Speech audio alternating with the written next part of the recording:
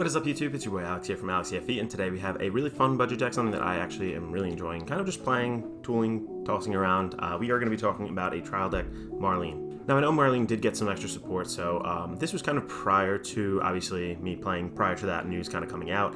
I think this is actually just a really fun deck with some of the new support that we did get out of our last set.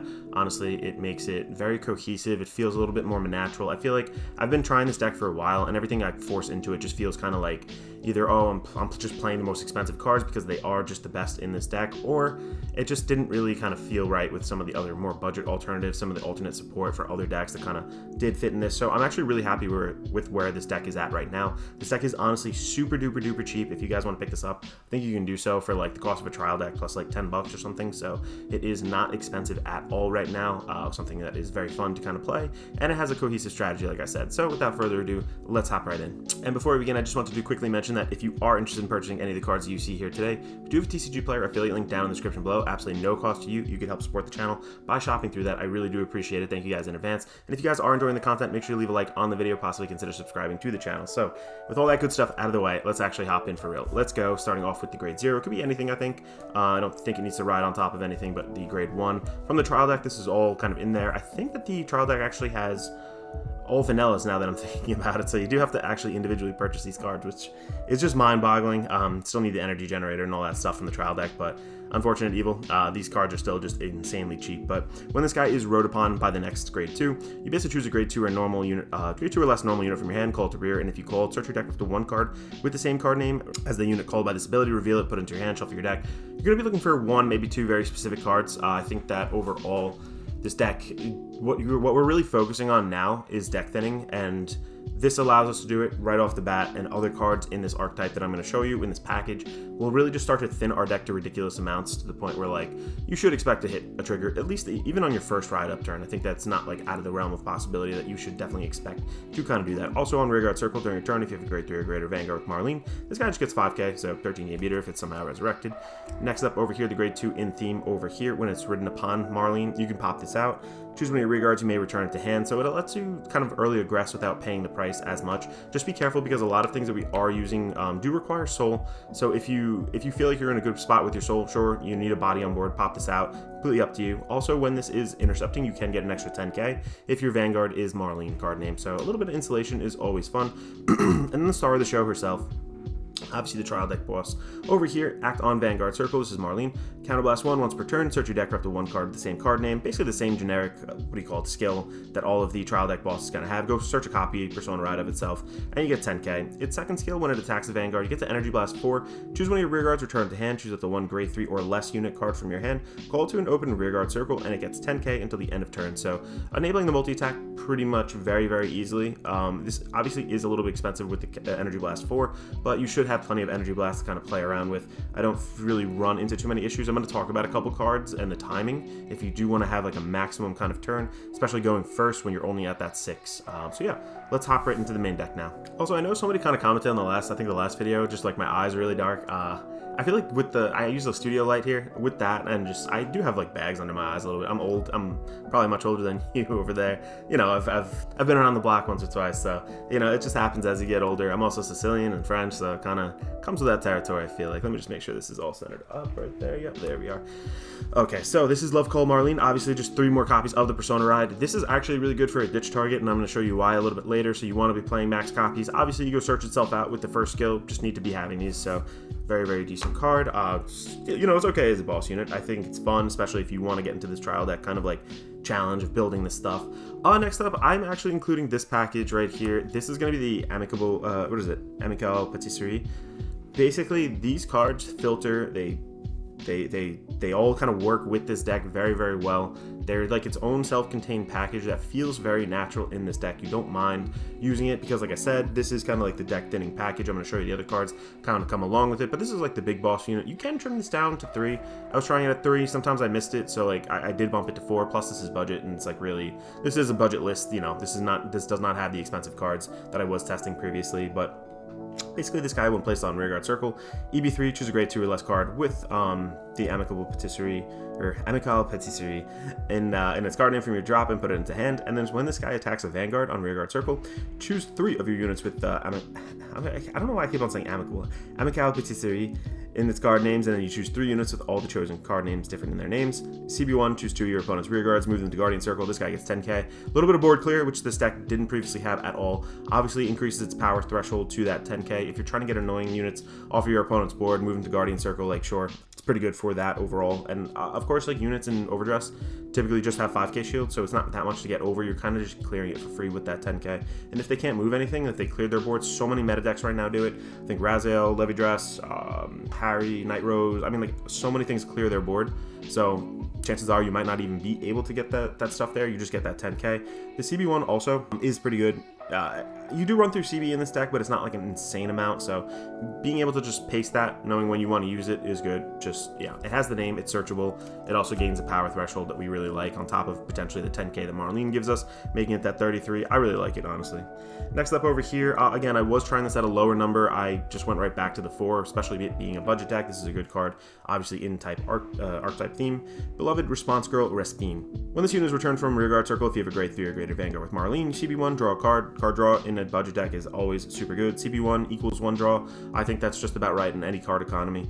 Also, auto on Rearguard Circle when this unit attacks. Soul Blast 1, this guy gets 5k, and if you Soul Blasted a card with Marlean in its card name, you get 15k instead of 5, so really bumping you up. If you bring this down on the Marlean turn, you get an additional 10k, so that's 23, plus that 15 there, 38, plus a Persona Ride. You know, it's going to be a 48k swing at that point, so, you know, take it as you will. It's pretty powerful. I think that's a pretty good number overall for a not so expensive kind of cost. So 3 of those. I am running, I thought I put, yeah, I put 1 more in here. Whoops, just got them out of order. I'm running 3 of the Tight Trio. This is the order card for the Amicale Patisserie. So basically you play this with Soul Blast 2, look at the top 7 of your deck, choose 2 unit cards with Amicale Patisserie in their card names, call them to Rearguard Circle, and then shuffle your deck. So again, deck thinning is deck winning. The Soul Blast cost will not be refunded, but it is mitigated by something else I'll show you in just a second. Again, it's in that archetype kind of theme. This is also why I said for the ride line, this card, you know, obviously the Respino, another card in the grade 1 lineup, all use Soul Blast, so just be careful with calling her out a little bit too early. If you want to aggress and get something back to hand and like have your card economy kind of flow in that way, like sure you can do it, but just be aware that this does take 2 Soul Blasts. So, but deck thinning is deck winning. I feel like in this kind of budget deck, you need to rely on triggers a little bit. So like, what is our best way to do that? Thin the deck, kind of get this archetype rolling, and it, you know, it does get power pretty much by itself. It does everything it wants to do. It's a grade 3 that can come down off of Marlean skill. The grade 2 over here can come off the Marlean skill too. So completely up to you what you want to do. When this unit attacks while boosted, this is I'm sorry, Amicale Patisserie Suki.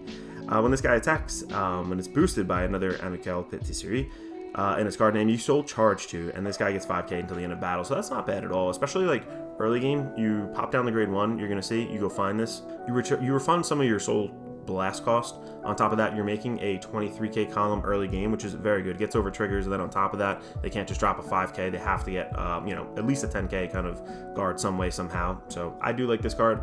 I think, again, being a budget deck, we have to rely on these kind of engines, things of that nature, to really kind of push us forward, and I think that kind of does it. This over here is not very expensive. This might be one of the more expensive cards in this deck, but this is 4 of the promo card. I think I have a foil I have to put in here. I forgot I pulled one, but yeah, I'm setting it up right there. This is Happy Influencer Lucia, I think that's how to say it. Basically, in the drop, when your Vanguard with Marlean is placed during your ride phase, if you don't have a rear guard with the same card name as this, Soul Boss 1, call us to rear, and if you called, energy charge 1. So just really quick, I'm going to pause and reference back to the grade 3 Patisserie unit. Basically, with this, you are able to then do like a full combo. So you're at 6 by the time you get to the grade 3, right? You pop her down. Soul Blast 1, call this, because you've used this as like discard fodder, stride fodder, whatever, not stride fodder, but you know, ride line fodder. You can then pop that down, energy charge. You can actually get the 3 for this if you really need it, and then you can also still get the 4 for your Vanguard. Just be careful that you will need at least another one of these coming down the next turn to get that 4 for your Vanguard's ability next turn. So take it as you will, play it as it lies. You know, you have to realize that like at certain points you're not going to have the energy for that that grade 3 Amicale Patisserie. But this will kind of help you if you really feel like you're in the driver's seat and you want to push your opponent. At the end of the battle, this unit boosted a Respino in its card name. You put this unit into Soul, choose a unit with Respino in its card name, reduce the cost of its auto ability by Counterblast 1 until the end of turn. It's actually very big because you always want to be popping down your Respino's like CB1 draw pretty much. That is the only draw engine this deck really has outside of maybe some filtering that can get it through other cards, but I personally really do like this. I think that refunding that allows you to use the Respino twice per turn. Previously you just could not do it. It's not possible unless you had countercharge. The countercharge that I was trying in this, like grade 2, like felt kind of clunky. I think it was an on hit or something like that. I forget off the top of my head, but this is a really good card. I think at 4 of it's fine. You could cut it to 3 potentially, because once you have 1 in play you start to rotate it a little bit, but you know, the more the merrier. This is a budget deck, and I feel like just filling the slots with something that's not so expensive, that's in theme archetype kind of support, is very good. Speaking of that, over here, this also enables us to kind of ditch off the ride line a little bit easier and kind of get us into the late game and just fuel our deck a little bit more. This is Organic Umbrella Kek or something like that. This guy is placed on Rearguard Circle. Choose a grade 3 or greater card with Marlean in its card name from your drop, put it onto the bottom of your deck. If you chose a card of the top 5 cards of your deck, choose up to 1 Respino. Reveal it, put it into your hand, shuffle your deck. If you put a card into hand, choose a card from your hand, discard it. This guy gets 2k till the end of turn, making it a 10k booster. So the discard filter is kind of whack. Honestly, that's also why it kind of does flow with this card pretty well, because you can just discard this and then Soul Blast 1 to get it back. So you're not really going as neg as the card might read. Early game 2, you can discard your Marleans, especially if you have this in hand. Just makes it a little bit easier to flow overall and kind of gives you an easy option to kind of discard, because it feels, you know, that's the one thing I don't like about Overdrafts or D-Series, whatever you want to call it. Like, I don't like discarding for the ride line. Like, I know you have to do it, but at the same time, it feels kind of weird. Next up here, too, we are looking at the last Amicable Patisserie. Let me just get the last one here, sorry. There we are. So we got 4 copies of the Amicable Patisserie Waitress. So Waitress over here, I guess that sounds like Waitress, that's really weird. Amicable Patisserie, yeah. When this guy is placed on Rearguard Circle, Soul Blast 1, look at the top 7 cards, choose the 1 card with Amicable Patisserie, and it's a different card name from this card, or up to 1 type trio. Reveal it, put it into your hand, shuffle the deck. This is such a good card. This is what you want to be targeting most of the time off of the ride line. You with the grade 1, go put this down. You know, you have one that just placed, use its skill, Soul Blast 1, look at the top 7, you just decked in. On top of that, you can go and grab another copy of itself, call it down, do the same thing, you just decked in. On top of that, if you have any of the grade 2s to kind of push with this early game, again, those are 23k comms that you're creating, a lot of pressure for your opponent early.